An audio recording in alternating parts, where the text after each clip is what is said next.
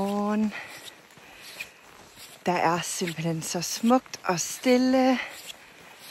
Og vi er ude og gå morgentur. Nuna, hun har jo bare en fest i det her sne, altså. Ja. Og selvom der er kæmpe snebolde på ben, og jeg ved ikke, hvad så vil hun ikke ind. Men jeg fandt lige en dragt, jeg huskede, jeg havde, hvor, det er lidt svært at se måske, hvor den har lidt lange ben. Og så har jeg prøvet ligesom sådan nogle benvarmere på forbenene. Og jeg synes, det ser meget bedre ud, end det har gjort tidligere på vores ture. Så det er dejligt. Og ellers så er vi jo stadigvæk på campsitet, og jeg vil bare så gerne vise jer en masse seje ting i det her sted.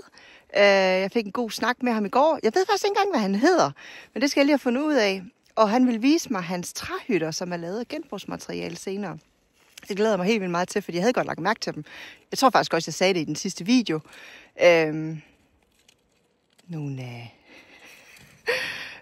Så det glæder jeg mig til. Og så vil jeg også lige vise, jeg har fået lov til at vise i aften restauranten. Altså, jeg var derinde i går. Det er ikonisk. Det er virkelig hyggeligt, og jeg ved ikke om ikonisk, men det er sådan, det er hyggeligt og autentisk, og det giver en god stemning til det sted. Og stedet, det er ikke sådan et klassisk campsite, og det er derfor, jeg egentlig tænker, at jeg godt kunne tænke mig at vise jer det.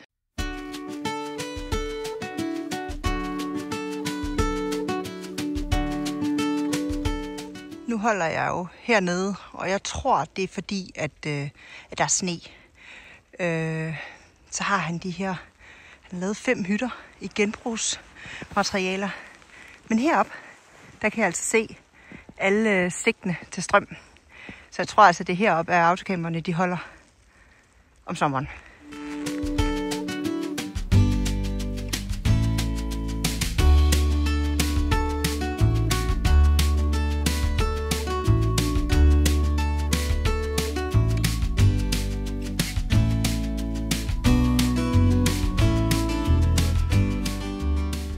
Se lige, hvor hyggeligt! Lige overfor, hvor jeg holder, som er en del af her campsitet, der er en lille restaurant. Han har jo den her fiskerestaurant, eller fiskehandel, hedder det jo nok nærmere. Så må ikke der er noget spændende derovre med fisk? Jeg synes, vi skal gå derover.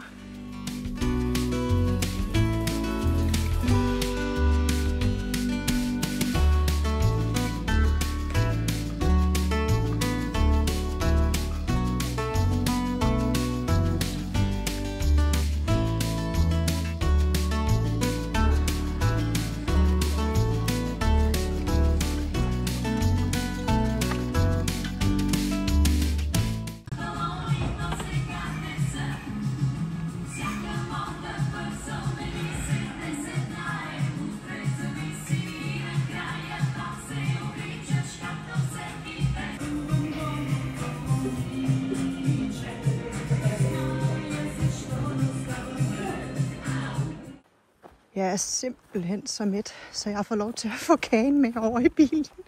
Jeg har kun spist en lille bitte smule, og det var ret lækkert. Så nu skal jeg over og slappe lidt af i min mave. Puh. Wow. Vi er simpelthen vågnet op til mildest talt ingen sne. Vi er gået fra minus 7-8 grader til, at det lige nu er stadig glat. 4 grader. Det har simpelthen regnet så meget og rusket i nat. Så det hele, næsten det hele. Nu har jeg jo selv set, hvor fantastisk en tur vi var på. Men det er bare væk. Det er da en vild kontrast, var. Lige så vildt som, at det bare sagde puff, så var der bare så meget sne. Ja, men vi skal videre. I dag, jeg har fundet et nyt spot. Og så har jeg også lavet en ny, ikke en regel, det synes jeg ikke, jeg gider ikke at bruge det ord, men jeg har lavet noget nyt om, at jeg skal være minimum 2 dage et sted. Nu har jeg kørt i over 5,5 år, og når jeg er stadig på eventyr, så finder jeg næsten nye steder hver eneste dag. Og det kan jeg godt mærke. Nu er jeg kommet dertil, at jeg nok lige skal have et par dage. I alle de her år her, der har folk altid spurgt mig, hvordan kan du blive ved hver dag? Jeg finder, er det ikke hårdt? Er det ikke slidsomt? Nej, jeg gør det bare. Nu kan jeg mærke, at jeg virkelig trænger til at lige have noget mere ro. Og også lige nå at fordøje og nyde og være.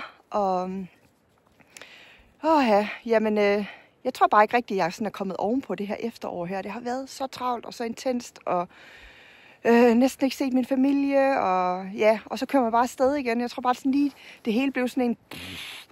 Så det har jeg lige sådan gået og tænkt lidt over. Jeg har lige fået snakket med nogle gode mennesker i mit liv.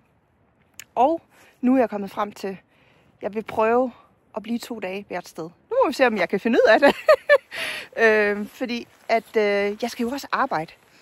Og jeg kan jo ikke leve af at være her på YouTube, og jeg kan ikke leve af at lave Instagram og andre sociale medier. Jeg er simpelthen nødt til at tjene nogle penge.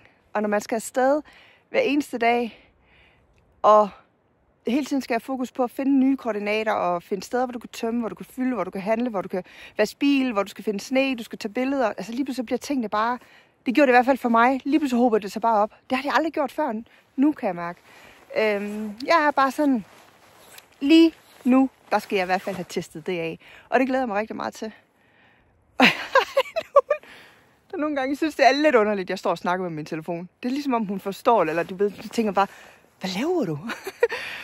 Men jeg føler mig godt opladet efter snekæder og mangel af campsite og toilettømning og alle de her ting her. Han har været sød, jeg måtte tømme mit toilet ned i deres toilet, fordi de har ikke toilettømning her. Og de har bare været så gode her. Jeg kan bare mærke, at det værtskab hos dem har været hjerteligt. Det har været varmt. Han har også været sød og spørge, hvordan jeg havde det. Jeg ved ikke, om han kunne mærke, da jeg kom, men jeg var sådan lidt presset. Og så er der heller ikke så mange mennesker, der bliver så længe, tror jeg, på den måde. En snevinterdag eller dage. Og så har jeg været på restauranten og nyde, og jamen, alt det har I jo set. Så nu vil jeg trille videre. Jeg skal have fundet et sted at handle. Jeg skal have vasket bilen. Den trænger virkelig, som I nok også kan se. Og så har jeg fundet et sted, hvor jeg skal hen. Så det skal jeg ikke tænke mere over på nu. Men det skal først ske. Klokken lige nu den er omkring 8 om morgenen. Jeg har lige et online-møde her klokken 10, hvor jeg skal overdrage en hjemmeside til en kunde, jeg har lavet det for.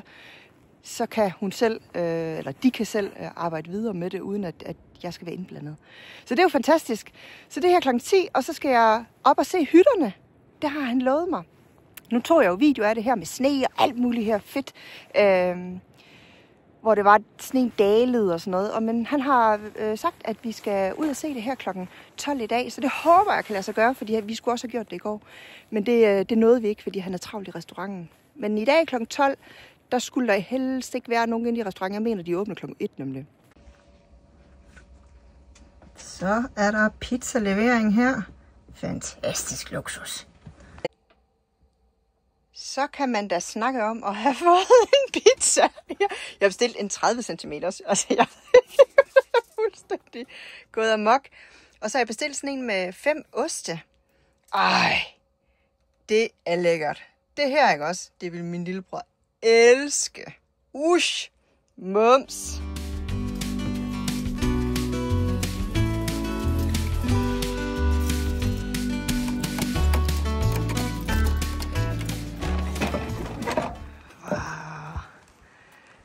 Se lige, hvor hyggeligt det er.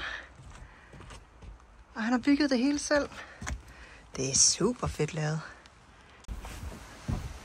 Nu er han lige i gang med et eller andet her, han gerne vil vise mig. Jeg tror måske, jeg ved, hvad han vil. Jeg tror, han siger, at det er vand. Så har han åbnet her. Ja. Fedt. Så kan man simpelthen ligge inde i sengen her. Og så har man ellers bare udsigt ud over der. Super. Hej, hvor er det fedt. Wow, hvor er det hyggeligt. Men det er da fantastisk. Hva?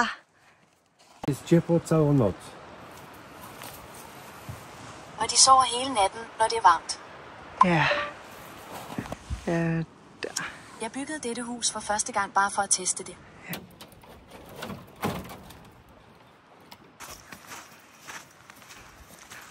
Se, hvor fedt det er med de vinduer her. Og hvis jeg ikke fik sagt det, det tror jeg har sagt nogle gange, så er det jo genbrugsmaterialer. Jeg synes, det er altså lidt charmerende på den måde, at tingene er her. Det er sådan lidt, jeg vil ikke bruge ordet primitivt, men alligevel så er det bare sådan helt ned på jorden og meget autentisk. To jest taka altana przedślubna, poślubna.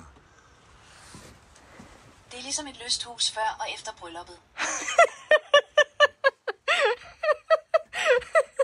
Og han har også god humor. Po roku przyjeżdżają z dzieckiem. Efter et år kommer de med et barn. I prawda. Ja, fantastisk. Og der er 2 senge. Så ja. Ja. Tutaj dach przezroczysty. Ja, det driller lidt Google nogle Dach gange. jest przezroczysty, w nocy widać gwiazdy. Taget er gennemsigtigt, og du kan se stjernerne om natten. Wow. Ej, hvor er det fedt, hva'? Så kan man simpelthen lige tage gardinerne op, og så har man stjernehimmel. Jamen, jeg kan godt se det romantiske her. Og så lidt senere kommer baby og børn med. Han er simpelthen så hyggelig, og det er dejligt, at han lige vil vise mig alle de her steder her. Han har lige sagt til mig, at man kan booke de her steder her inde på booking.com, hvis det er, at du har lyst til at komme og opleve det her sted. Og nede i beskrivelsen skal jeg helt sikkert også nok lægge et link til her. Så er det lidt nemmere for jer at finde frem til. Men vi skal lige se de andre 3 hytter også. Og han virker som en meget kreativ mand. Og har virkelig taget godt imod mig. Og været sød og hjælpe. Og nu vil han gerne sige noget. Ten domek jest zrobiony z 90% recyklingu. Dette hus er lavet af 90% genbrugsmateriale. Ja. Ten materiał, deski, to wszystko jest odpadów z recyklingu, z lasu, z drzewa własnego. Dette plademateriale er alt genanvendt affald fra skoven, fra træer fra dine egne. Flot.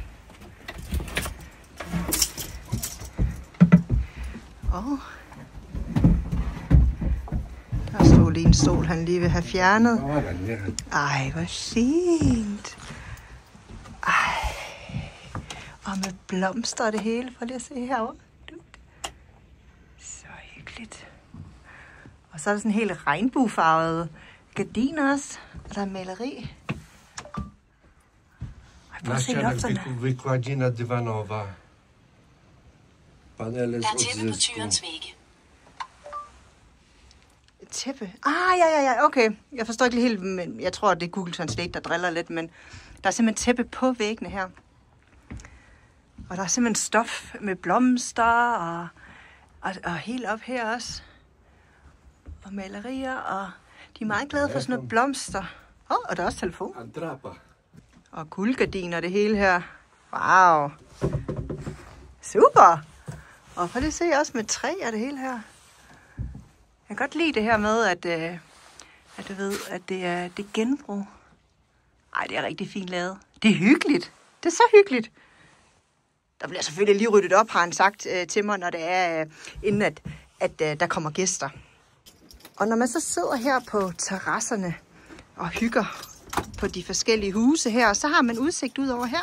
Og herover der har han sådan en grillstation, hvor der simpelthen er sådan nogle sommerfester, og jeg tror, der er sådan en grillparty, hvor han også får grillet noget fisk, kunne jeg forestille mig. Vi går lige videre til den næste her. Jeg synes, det er fedt lavet, altså. Ten tak samo jest z recyklingu zrobiony. Denne er også lavet af genbrugsmateriale. Super. Pani wie, co to znaczy z recyklingu? Du ved, hvad genbrug betyder. Ja. Ej, jeg prøver lige at se. De er meget kreative med gardinerne og sådan noget. Lampe. Den går jeg hængt hjemme med min farmor. Og så de der gardiner, hvor de bøjer op. Og her er også tæppe på, kan man se. På væggene her. Ej, og så prøv lige at se siderne her med stof. Ej, det er simpelthen sat op. Men det må være for at isolere på en eller anden måde, eller måske er det for at gøre det hyggeligt.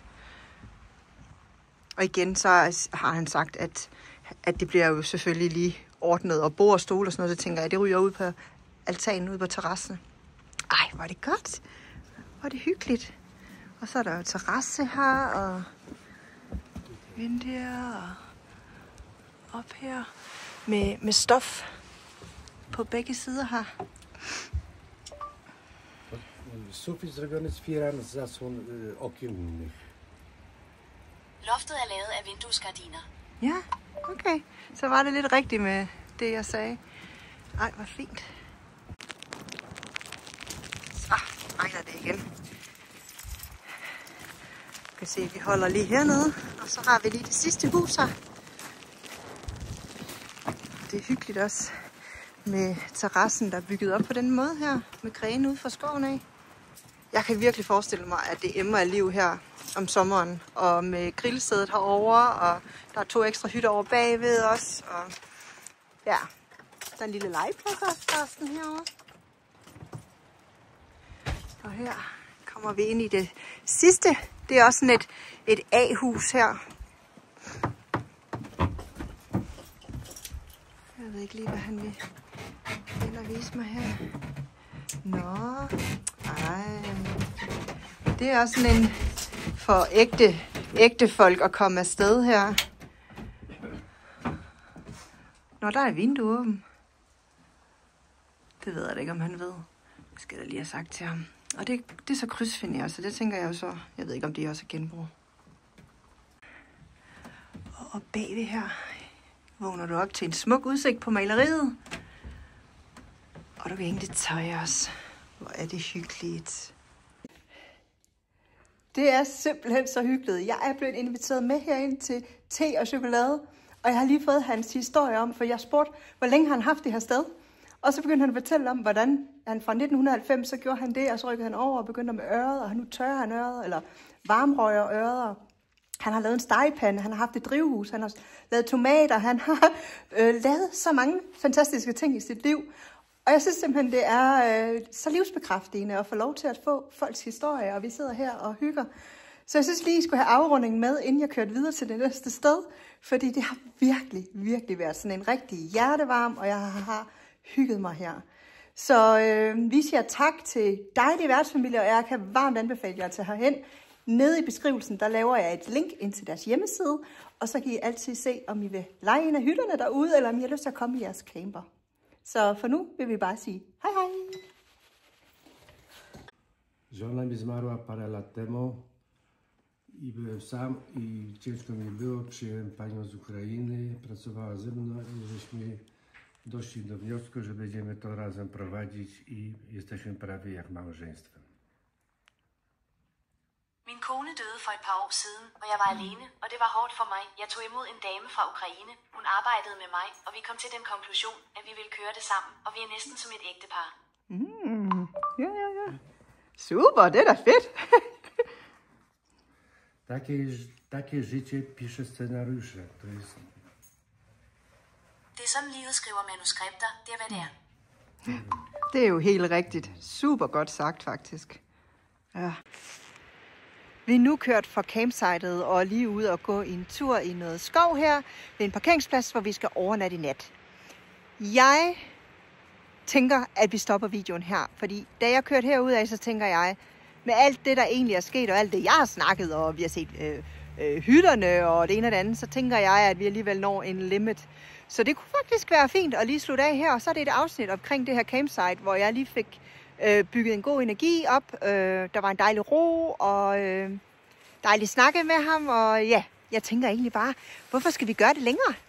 Det er så jeg tænker. Vi ses!